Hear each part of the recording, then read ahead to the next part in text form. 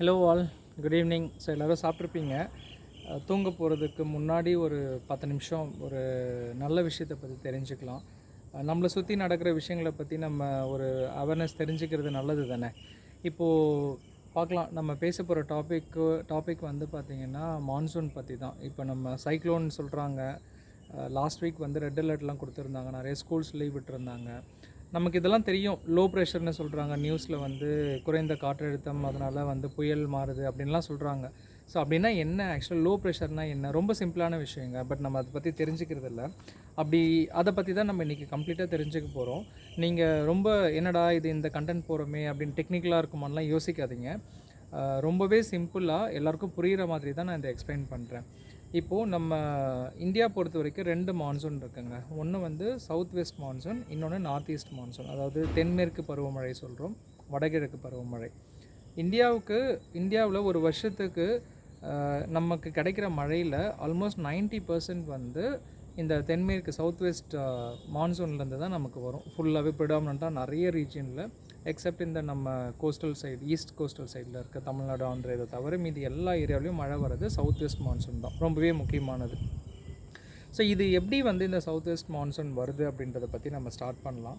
அதுக்கு முன்னாடி வந்து இந்த கண்டென்ட்டில் நம்ம பேசும்போது நம்ம அடிக்கடி நம்ம யூஸ் பண்ணுற வேர்ட்ஸ் பார்த்திங்க அப்படின்னா, சூரியன், சன்னை பற்றி நம்ம பேசுவோம், பூமி, நம்ம இந்த தார் டெசர்ட் பக்கம், இந்த டிபெட்டின் பிளேட்டிவ், இந்தியன் ஓஷன், விண்டு, இதெல்லாம் தான் வந்து நம்ம பேச போகிறோம். ஸோ இதை ஜஸ்ட் மைண்டில் வச்சுக்கோங்க.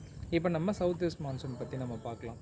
இப்போ நம்ம எல்லாருக்குமே தெரியும், சூரியன் இருக்குது. சூரியனை மையப்படுத்தி தான் நம்ம பூமி வந்து சுற்றிட்டு வருது. ஸோ இப்போ நம்ம பூமி வந்து சூரியனை சுற்றிட்டு வரும்போது என்ன நடக்கும் அப்படின்னா, பூமி தன்னைத்தானே சுற்றிக்கும், ரொட்டேஷனும் ஆகும், ரெவல்யூஷனும் ஆகும்.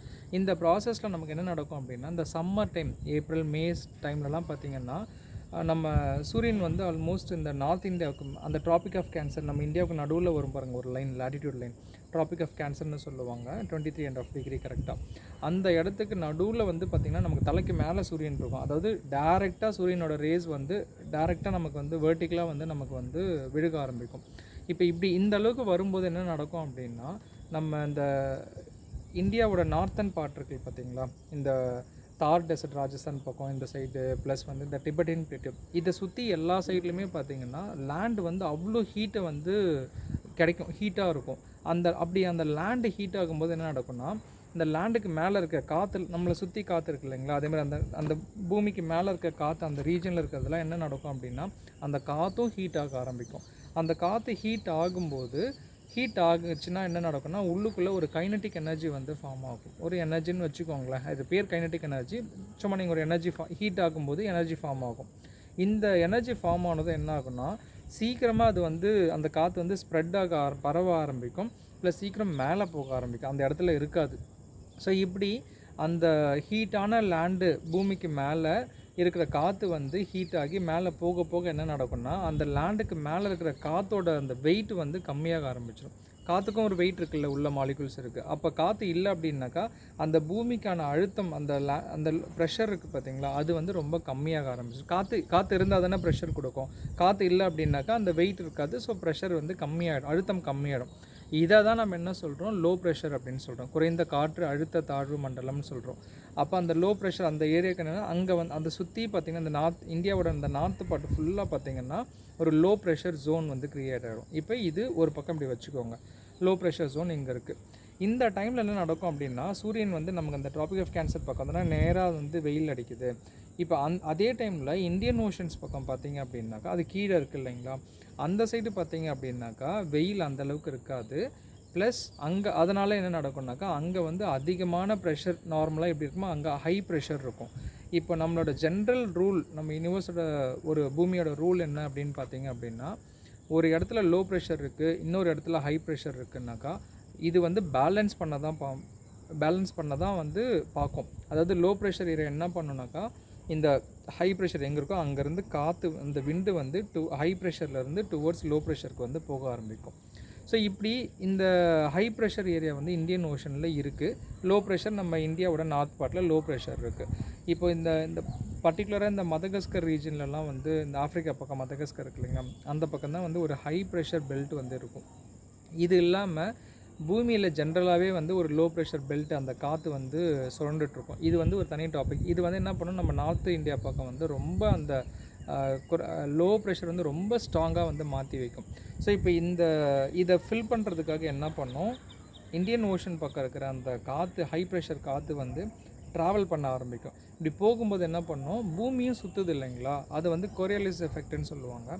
அந்த பூமி சுற்றும் போது என்ன நடக்கும், அந்த காற்றை வந்து டுவோர்ட்ஸ் நம்ம சவுத் வெஸ்ட் சைடு வந்து இந்தியாவோட சவுத் வெஸ்ட் சைடில் வந்து இழுக்க ஆரம்பிச்சிடும். காற்று வந்து அப்படி தான் வந்து ட்ராவல் பண்ணும். ஸோ இப்படி இந்தியன் ஓஷன்லேருந்து ட்ராவல் பண்ணி வர காற்று ஃபஸ்ட்டு வந்து நம்ம கேரளா பக்கம் இருக்குது பார்த்தீங்களா, அந்த ரீஜனில் தான் வரும். கேரளாவில் நமக்கு எல்லாமே தெரியும், சவுத் வெஸ்ட் சைடில் வந்து நமக்கு ஃபுல்லாக வந்து வெஸ்டர்ன் காட்ஸ் இருக்கும், மேற்கு தொடர்ச்சி மலைகள் இருக்கும். இப்போ காற்று வந்து இப்போ இங்கே இந்தியன் ஓஷன்லேருந்து வருதுன்னு வச்சுக்கோங்க. இப்படி இந்த காற்று இங்கே வந்துகிட்டே இருக்குது. இங்கே வந்துட்டு இருக்கும்போது இதுதான் மலைன்னு வச்சுக்கோங்க. இந்த காற்று வந்து நேராக வந்து மலையில் இடிக்கும். மலையில் இடிச்சிட்டு இது ட்ராவல் பண்ண முடியாமல் அப்படியே டுவர்ட்ஸ் மேலே போக ஆரம்பிக்கும். இந்த காற்று போக போக போக போக மேலே போகும். இந்த காற்று வருது பார்த்திங்களா இந்தியன் ஓஷன்லேருந்து, அந்த கடல்லேருந்து அந்த காற்று வரதுனால அந்த காற்றுல ஈரப்பதம், மாய்ஸ்சர் வந்து ரொம்பவே ஜாஸ்தியாக இருக்கும். அப்படி அந்த ஈரப்பதமான இருக்கிற அந்த மாய்ஸ்சரோட காற்று வந்து இடித்து மலை மேலே இடித்து மேலே போக போக கூல் ஆக ஆரம்பிக்கும். ஸோ அப்படி கூல் ஆகும்போது என்ன நடக்கும் அப்படின்னா, அந்த மாய்ஸ்சர் காற்றுல இருக்க ஈரப்பதம் வந்து வாட்டர் ட்ராப்லெட்ஸாக வந்து கன்வெர்ட் ஆகும். அந்த வாட்டர் ட்ராப்லெட்ஸ் வந்து பெரிய க்ளவுடாக வந்து ஃபார்ம் ஆகும். அதுதான் வந்து மேகமாக வந்து ஃபார்ம் ஆகுது. இதை வந்து நம்ம கண்டென்சேஷன் அப்படின்ற ஒரு ப்ராசஸ் சொல்லுவோம். இப்படி தான் வந்து க்ளவுட் ஃபார்ம் ஆகும். அப்படி மேலே போக போக அந்த க்ளவுட் மேலே போக போக என்ன ஆகுனா, இன்னும் கூலாகி அந்த வாட்டர் ட்ராப்லெட்ஸை வந்து ஹோல்ட் பண்ண முடியாமல் கீழே விழுக ஆரம்பிக்கும். அதுதான் நமக்கு வந்து மழையாக வந்து நமக்கு வருது. ஸோ இப்படி தான் என்ன நடக்கும்னாக்கா, இவ்வளோ க்ளவுடு ஃபார்ம் ஆகி ஃபுல்லாக இந்த வெஸ்டர்ன் காட்ஸ் பக்கம் ஃபுல்லாக வந்து நமக்கு நிறைய மழை கிடைக்கும். இது எல்லாம் ஜூன் மந்த்லேருந்து ஆரம்பிக்கும். ஜூன் மாதம் அந்த சம்மர் முடிஞ்சு ஜூன்லேருந்து இந்த ப்ராசஸ் ஸ்டார்ட் ஆகும். ஸோ இதுதான் நமக்கு வந்து இந்தியாவில் வந்து ஃபஸ்ட்டு கேரளாவில் வந்து நிறைய மழை வரதுக்கான ஒரு காரணம். ஸோ இந்த காற்று வந்து என்ன பண்ணும், கேரளாவில் பக்கம் ஸ்டார்ட் பண்ணி அப்படியே மேலே போய் அந்த நார்த்து சைடு ஃபுல்லாக போயிட்டு ஹிமாலயா சைடு போயிட்டு ஆல்மோஸ்ட் இந்தியாவோட 70-80% வந்து கவர் பண்ணிடும் மேலே. அதாவது சவுத் ஈஸ்ட் சைடு இல்லாமல், நம்ம தமிழ்நாடு, ஆந்திரா இந்த சைட்லலாம் இல்லாமல் இந்த வெஸ்ட்டு பக்கம் போயிட்டு நார்த்து பக்கம் போயிட்டு ஃபுல்லாக வந்து கவர் பண்ணி அவ்வளோ மழை கிடைக்கும். ஆல்மோஸ்ட் இந்தியாவில் ஒரு வருஷத்துக்கு வர மழையில் 90% வரைக்கும் மழை வந்து இந்த சவுத் வெஸ்ட் மான்சூனில் தான் நமக்கு கிடைக்க ஆரம்பிக்கும். ஸோ இது தாங்க சவுத் வெஸ்ட் மான்சூன் கணக்கு. இப்போ என்ன நடக்கும்னா, இது அப்படியே இந்த சவுத் வெஸ்ட் மான்சூன் வந்து ஜூன், ஜூலை, ஆகஸ்ட், செப்டம்பர் வரைக்கும் இது வந்து வர ஆரம்பிக்கும். இப்போ அக்டோபர் வந்ததுக்கப்புறம் என்ன நடக்கும்னா, இந்த அக்டோபர் மாதம் நான் ஏப்ரல் மேல சூரியன் வந்து அந்த ஏரியாவில் தலைக்கு மேலே வெயில் நேராக விழுக்குன்னு சொன்னோம் பார்த்தீங்களா. இந்த பூமி சுழற்சியில் என்ன நடக்கும் அப்படின்னா, அந்த வெயில் வந்து சூரியனோட வெயில் வந்து டுவர்ட்ஸ் கீழே வர ஆரம்பிச்சிடும். அதாவது நம்ம ஈக்குவட்டார்லேருந்து வந்து இந்த பக்கம் வர ஆரம்பிச்சிடும். ஸோ அங்கே வெயிலும் ஆப்வியஸ்லி கம்மியாகிடும். வெயில் கம்மியானதுக்கப்புறம் ப்ரெஷர் வந்து அங்கே வந்து லோ ப்ரெஷராக இருந்த இடம் வந்து இப்போ ஹை ப்ரெஷர் ஆகிடும். லேண்டு வந்து ஹீட் ஆகலை. ஹீட் ஆனால் தானே காற்று மேலே போய்ட்டு அங்கே காற்று இல்லாமல் போய் லோ ப்ரெஷர் ஆகும். இப்போ லேண்டு ஹீட் ஆகாதனால காற்றும் ரொம்ப டென்ஸாக அடர்த்தியாக இருந்து அங்கே வந்து ஹை ப்ரெஷர் இருக்கும். இப்போ இந்த விண்டு பார்த்திங்கன்னா, இங்கே போகிற விண்டு அப்படியே ரிட்ரீட் மான்சூன் தான் சொல்லுவாங்க. நார்த் ஈஸ்ட் மான்சூன் வந்து ரிட்ரீட் மான்சூன் சொல்லுவாங்க. அந்த காற்று அப்படியே திரும்பி இந்த பக்கம் வர ஆரம்பிக்கும்.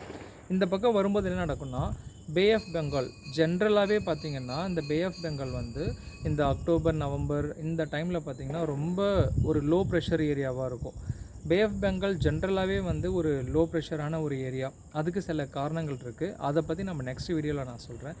இப்போ ஒரு சின்ன ஒரு எக்ஸாம்பிள் பார்த்திங்கன்னா, அரேபியன் சி இந்த பக்கம் வந்து ஒரு சைக்ளோன் ஃபார்ம் ஆகுது அப்படின்னா, பே ஆஃப் பெங்காலில் 4 சைக்ளோன் ஃபார்ம் ஆகும். அந்த அளவுக்கான லோ ப்ரெஷர், டிப்ரெஷன் எல்லாமே வந்து பே ஆஃப் பெங்காலில் இருக்கும். அதிகமான புயல் வரதும் வந்து பே ஆஃப் பெங்கால் சைடில் தான். இது ஏன் வந்து அதிகமான புயல் அங்கே வருதுன்றதெல்லாம் நம்ம நெக்ஸ்ட் வீடியோவில் நம்ம பார்க்கலாம்.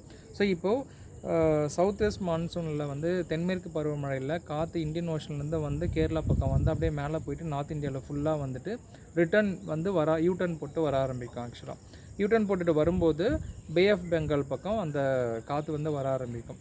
அந்த காற்று வந்து அந்த ஈரப்பதமான காற்று தானே வந்தது நம்ம கடல்லேருந்து வரும்போது, அதெல்லாம் மழையாக பெஞ்சிடும். இப்போ அந்த விண்டில் எல்லாமே வந்து ரொம்ப ட்ரையாக இருக்கும், ட்ரை விண்ட்ஸ் தான் இருக்கும். அப்படி அந்த ட்ரை விண்ட்ஸ் வரும்போது பே ஆஃப் பெங்கால் மேலே அந்த கடல் மேலே அந்த காற்று வரும்போது என்ன பண்ணோம், அதில் இருக்கிற மாய்ஸ்சரை வந்து மறுபடியும் அந்த காற்று வந்து எடுத்துக்க ஆரம்பிக்கும். அப்படி மறுபடியும் அந்த காற்று விண்டு எல்லாமே பார்த்திங்கன்னா மாய்ஸ்சரோட வந்து அது டுவோர்ட்ஸ் வந்து நம்ம சென்னை சரி ஈஸ்ட் கோஸ்ட்டில் நம்ம இந்த பக்கம் நம்ம தமிழ்நாடு, ஆந்திரா இந்த பக்கம் வந்து வர ஆரம்பிக்கும்.